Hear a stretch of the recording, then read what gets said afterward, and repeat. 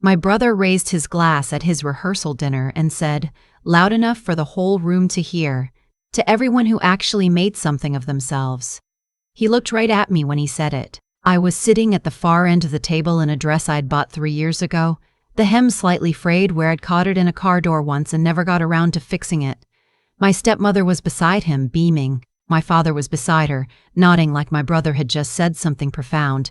Around them were 60 people in Napa Valley's most expensive private dining room, investors, clients, old family friends who had watched me grow up and then watched me disappear. I smiled. I lifted my water glass. I said nothing. What I didn't say was that the vineyard hosting this rehearsal dinner belonged to a hospitality group I had quietly acquired 14 months earlier. That part could wait. My name is different from my father's, and people notice. My mother kept her maiden name when she married him. She was stubborn that way, quietly stubborn, the kind of woman who didn't argue but also didn't yield. When she passed the year I turned 19, I kept her name. I kept her name. I kept it the way you keep something you can't afford to lose. My father remarried within 2 years. My brother took his name proudly. I kept hers. His name is Richard Holt. My brother's name is Garrett Holt. My name is Nora Calloway, and for a long time that name meant nothing to anyone outside a small circle of people who had learned, carefully, not to underestimate it. The dinner that night was for Garrett's wedding to a woman named Brooke, whose family had more connections than money and was hoping to remedy that situation through the marriage. I wasn't supposed to be there, not really. My invitation had arrived 6 weeks before, last minute, an afterthought slipped into what I assumed was a mass mail run. My father hadn't called. My brother hadn't texted.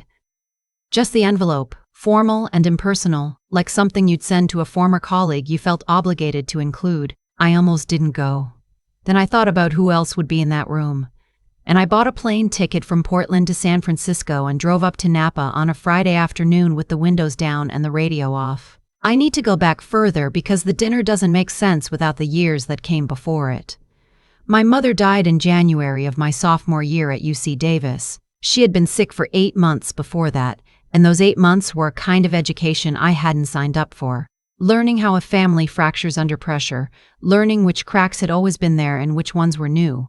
My father handled grief by making decisions. He cleared out her studio in 6 days. He sold her car.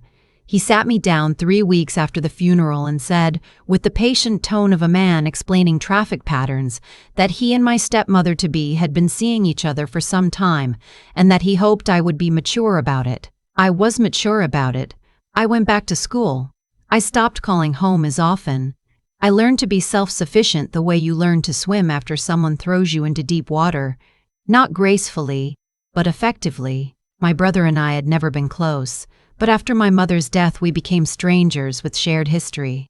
He was 3 years older and had already settled into my father's orbit as the natural heir, working at my father's commercial real estate firm, learning the client list, being introduced at the right dinners.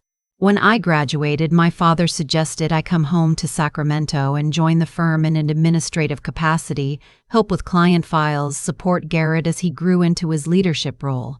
I remember sitting in my apartment that night after the call, looking at my diploma on the wall, thinking about the word administrative. I had graduated with honors in finance. I'd spent 2 summers interning at a small investment firm in San Francisco, where I'd caught an error in a fund valuation that saved the firm from a 6-figure embarrassment. I had turned down a job offer from a boutique wealth management company in Seattle to take that call. I told my father I was going to Seattle. The pause that followed was very long. I appreciate the offer, I said, but I think I need to build something on my own terms. His voice went flat in that particular way I recognized. Not angry, not yet, but hardened. Like a door closing slowly. You have always made things harder than they need to be, Nora. Garrett never had this problem. Garrett understands what family means. I wanted to ask what family meant exactly, since it seemed to involve my mother's things gone in 6 days and a new woman at Christmas dinner before the year was out. But I didn't. I said goodbye. I drove to Seattle in February and rained so heavy the windshield wipers couldn't keep up, and I started over. Seattle was not kind to me immediately. The wealth management job was real and it was good, but goodness has a way of revealing its limits slowly. I was competent. I was more than competent. But I was also 23 years old with no family connections in the Pacific Northwest, no network beyond the two professors who'd written my recommendation letters, and no safety net if anything went wrong. I kept the heat low in my apartment that first winter. I packed my lunch every day. I opened a separate savings account and put $100 into it every paycheck, no exceptions, even the months it hurt. My manager at the firm was a man named Theodore. Everyone called him Theo, who had the warm handshake and steady eye contact of someone trained in client management. He was good at his job in the way middle management is good at its job. He knew how to position himself adjacent to results without being responsible for them. Within my first year, I understood that the reports going out under his name contained analysis I had done at 10 o'clock the night before. Within 18 months, I understood that this arrangement was not temporary and was not going to change through patience. I did the thing I should have done earlier. I started keeping records, time-stamped drafts, email chains showing who sent what and when. I was 24 years old and building a paper archive like a woman twice my age who had learned the hard way what that kind of documentation was worth. The day I finally said no to Theo was a Tuesday in March. He had forwarded me a client presentation at 9 p.m. with a note that said, "Needs polish, needs to be ready by 7 a.m. The presentation was not in need of polish, it was in need of being written. I stared at my phone for a long time. Then I wrote back, "I'm not available for this tonight. If you'd like to discuss how I can better support client deliverables within my defined scope, I'm happy to set up time this week." He did not respond that night. The next morning, his door was closed for 2 hours. By noon, 2 of my projects had been reassigned without explanation. By the end of the week, I was fielding looks in the hallway that told me the story had already been told before I arrived. I was difficult. I was not a team player. I had an attitude problem. None of it was put in writing. It never is. I stayed for 3 more months, long enough to finish the projects I had committed to, long enough to make sure my departure wouldn't leave anyone holding a mess I'd made.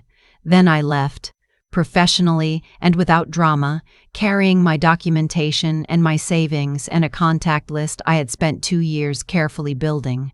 The woman who changed everything for me was named Vivian Cole.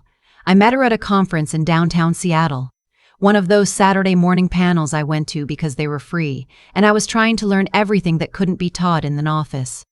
Vivian was speaking on the panel.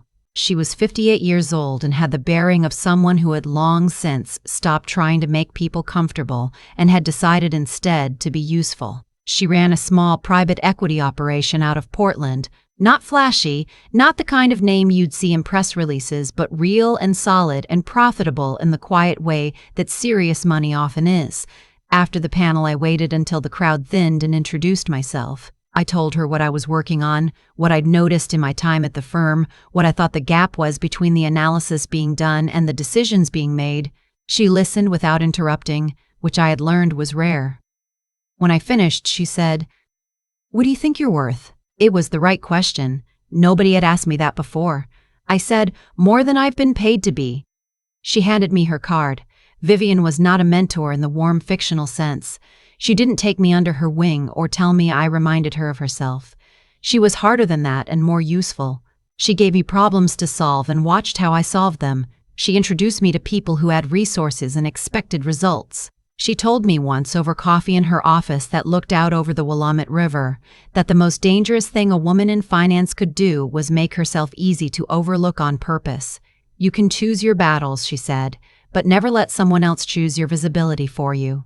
I worked with Vivian for 3 years. In that time, I made 3 independent investments, small ones, quiet ones, using the savings I'd been building since Seattle. 2 of them returned modest gains. 1 returned nothing. The losses taught me more than the gains. I learned to read founders the way Vivian had taught me to, not the pitch deck but the person behind it, the specific texture of their conviction, whether it was real or performed. By the time I was 30, I had co-invested in a small commercial property management company with a partner I trusted. By 32, that company had expanded to 3 cities. By 33, I had bought out my partner's share and taken full operational control. By 34, the company managed properties across 6 states, including a hospitality division that had quietly acquired several boutique hotel and event venue operations throughout California wine country. including the vineyard in Napa. I never told my family. There was no occasion to tell them. They hadn't asked about my life in years, and I had stopped offering information that would only be received as a performance for their judgment. My father knew I was in real estate out west. Garrett knew I lived in Portland and that I seemed to be doing fine. Brooke, who I had met twice, knew nothing about me at all. Nobody looked. I had stopped being surprised by that a long time ago. The rehearsal dinner was on a Friday night in September. I drove up that afternoon with my friend Petra, who had known me since my first year in Seattle and who had the specific quality I needed in that room. She was unimpressed by money, unintimidated by rooms full of it, and had a talent for reading the temperature of a social situation within about 90 seconds of walking in. We arrived a little late. The room was already full, all 60 guests arranged around the long tables with the vineyard rolling out behind the glass walls, golden in the evening light. My father saw me from across the room. His face did the thing it always does, a quick recalibration, a reassembly of expression into something that looked like welcome. "Nora, you came. I was invited," I said. He glanced at Petra without quite looking at her, then back at me. "You look well. Garrett will be pleased." I doubted that, but I smiled. My stepmother materialized beside him, her hand touching his arm in the practiced way of someone who had spent years learning to manage him in public. She said it was lovely to see me. She said I should come find them after dinner and catch up. She said it with the warm efficiency of someone who had no intention of following through, and we both knew it, and we both smiled anyway. I found my seat. I was at the far end of the second table, not quite the kids' table, but adjacent to it in spirit. The guests near me were Brooke's college friends, pleasant and uninterested in who I was. Beyond the name tag that said Nora and the fact that I was apparently some kind of half-sibling who lived somewhere on the West Coast. Garrett came to the table briefly during cocktail hour. He was tanned and easy in his suit, the way men are when they've spent their whole lives in rooms that were built for them. He shook my hand, actually shook it like we were colleagues, and said, "Glad you could make it," as though my presence was an administrative courtesy rather than a family obligation. Then he moved on. The toast came about an hour in. Garrett stood, glass raised, and delivered a speech that was funny and polished, and probably rehearsed. He talked about building a life with intention. He talked about surrounding yourself with people who understood what success looked like. He talked about family, specifically the family that had built the foundation beneath him, the firm, the name, the opportunities. To everyone who actually made something of themselves, he said at the end. He looked at the room. He looked at me. I lifted my water glass. I held his gaze. I smiled the way my mother used to smile when she had already decided something and didn't need anyone's permission. What I didn't know, sitting at that table, was that the general manager of the vineyard, a woman named Kay, who had been running the property since before our acquisition, had recognized me when I walked in. Kay was thorough. That was why I had kept her on after the acquisition closed. She knew the property, the staff, every regular client, and apparently had done her research on the ownership change 14 months earlier because she knew exactly who I was when I walked through the door. I found out later what she did next. She went to the event coordinator. She mentioned, quietly, that one of the guests that evening happened to be the owner of the company that owned this vineyard and 4 other properties in the region. She said it the way people say things they believe to be simply factual, without drama. The event coordinator mentioned it to the venue director. The venue director mentioned it to the catering manager because the catering company was also part of our hospitality group. And somewhere in that quiet chain of professional disclosure, the information reached a man named Walter Briggs, who was a business contact of my father's, the kind of man my father had spent 30 years trying to impress, and who was sitting at the head table 3 seats from Garrett. I didn't know any of this while it was happening. I was having a perfectly unremarkable conversation with one of Brooke's bridesmaids about whether the drive from San Francisco was better on 1 or 280. The first sign that something had shifted was my father. I noticed him glance in my direction once, then again, with the particular quality of attention that meant someone had said something to him. He leaned toward my stepmother. She leaned back. A small, private recalibration. Then Walter Briggs stood up. He was a large, deliberate man, the kind who had been important long enough that he no longer needed to perform importance. He walked toward my end of the table with the unhurried ease of someone who understood that rooms reorganized themselves around him, and they did, heads turning as he passed. He stopped at my chair. "Nora Calloway," he said, "I believe we've been trying to get a meeting with your Portland office for about 6 weeks." The table went quiet. Not all at once. It rippled, conversations dropping off as the name registered, as people did the math.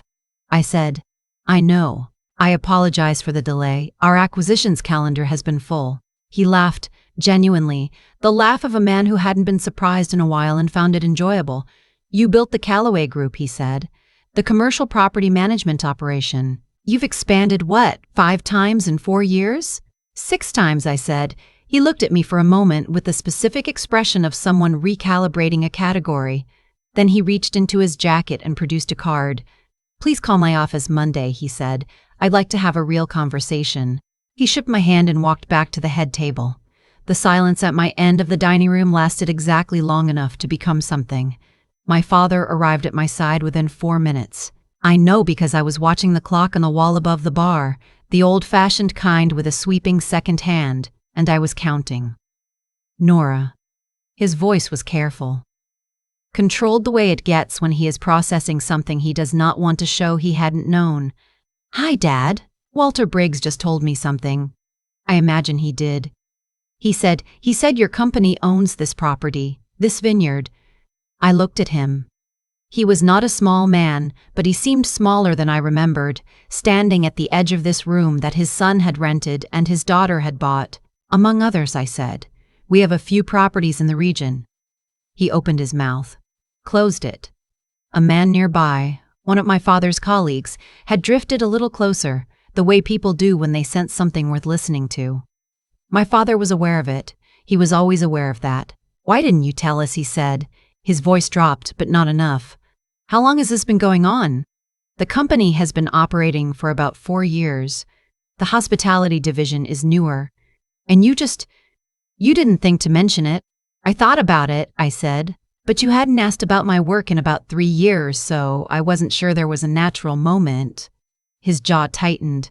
The colleague nearby had stopped pretending to look elsewhere. Garrett materialized from the direction of the bar, Brooke beside him, her hand on his arm, both of them reading the temperature of this corner of the room and not quite understanding it yet.